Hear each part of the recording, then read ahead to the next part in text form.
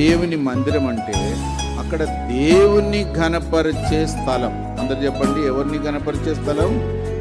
దేవుని ఘనపరిచే స్థలం. అందరు కలిసి దేవుని ఘనపరిచే స్థలం. చెప్పండి, అందరు కలిసి దేవుని ఘనపరిచే స్థలం. నన్ను నేను ఘనపరిచే స్థలము అది కానేరదు.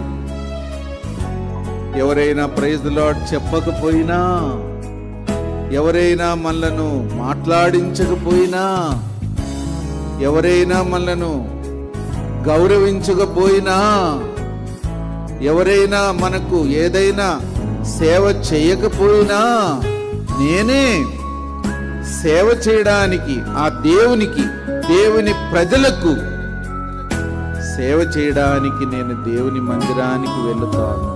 ఆయనను ఘనపరచడానికి వెళుతాను. అందరు చెప్పండి.